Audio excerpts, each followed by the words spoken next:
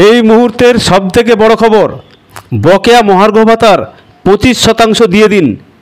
DA মামলার শুনানিতে জানালো সুপ্রিম কোর্ট, রাজ্য সরকারি কর্মচারীদের বকেয়া মহার্ঘ ভাতার 25% দিয়ে দিতে নির্দেশ সুপ্রিম কোর্টের। রাজ্য সরকারি কর্মীদের স্বস্তির নির্দেশ দিল সুপ্রিম কোর্ট। শুক্রবার ডিএ মামলার শুনানি ছিল সুপ্রিম কোর্টে। অবশেষে খুব অল্প সময়ের জন্যই শুনানি হয়, কিন্তু তারই মধ্যে সবথেকে বড় রায়টা এসে গেল সুপ্রিম কোর্টের পক্ষ থেকে। তার মধ্যে প্রথমে আদালত রাজ্যকে বলে 50% বকেয়া মহার্ঘ ভাতা দিয়ে দিন, কিন্তু তারপর রাজ্যের অনুনয় বিনয় সুপ্রিম কোর্ট নির্দেশ দেন, ঠিক আছে, তাহলে বকেয়া মহার্ঘ ভাতার 25% এখনই দিয়ে দিতে হবে। এদিন প্রথমেই রাজ্য সরকারি কর্মীদের বকেয়া মহার্ঘ ভাতার 50% রাজ্যকে দিয়ে দিতে বলে আদালত।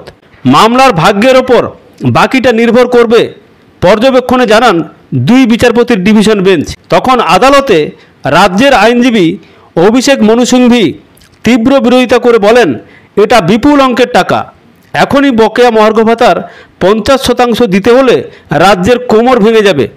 তাছাড়া তিনি ব্যাখ্যা দিয়ে বলেন, মহার্ঘ ভাতা কোনো সাংবিধানিক অধিকার নয়, এখনই বকেয়া ডিএর 50% দেওয়া কোনোভাবেই সম্ভব নয়। তারপর সব শুনে শীর্ষ আদালত জানান, এখনই বকেয়া মহার্ঘ ভাতার 25% দিয়ে দিতেই হবে, এরা আপনাদের কর্মী, ফলে অসুবিধের কোনো কারণ নেই। আগস্ট মাসে পরবর্তী শুনানির দিন ধার্য করা হয়েছে। রাজ্যের তরফে তখন অভিষেক মনু সিংভি যুক্তি দেখান, ডিএ সরকারি কর্মীদের সাংবিধানিক অধিকার নয়। সুপ্রিম কোর্ট পাল্টা যুক্তি দেয়, মহার্ঘ ভাতা সাংবিধানিক অধিকার নয় ঠিকই, কিন্তু তা বলে দিনের পর দিন টাকা না দেওয়াটাও কাজের কথা নয়। এরপর রাজ্যের আর্থিক দিক এবং সরকারি কর্মীদের পরিস্থিতি বিবেচনা করে 25% বকেয়া ডিএ মিটিয়ে দেওয়ার অন্তর্বর্তী নির্দেশ দেয় শীর্ষ আদালত।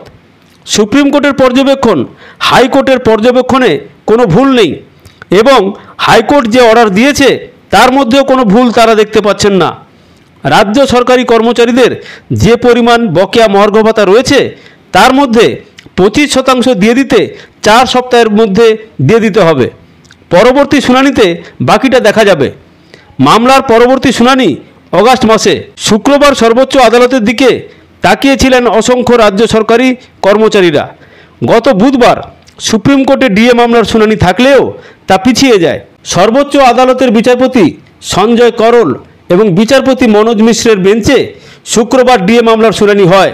এখন কেন্দ্রীয় সরকারি কর্মচারীরা ডিএ পান 55% হারে। গত বিধানসভা বাজেটে 4% বৃদ্ধির পর রাজ্য সরকারি কর্মচারীরা এখনও পর্যন্ত ডিএ পান মাত্র 18% হারে, অর্থাৎ এখনও কেন্দ্র রাজ্যের মধ্যে ডিএর পার্থক্য 37%। খবরের সঙ্গে থাকবেন, ভালো থাকবেন। ভালো লাগলে চ্যানেলটিকে লাইক, সাবস্ক্রাইব, কমেন্ট করবেন। ধন্যবাদ, নমস্কার।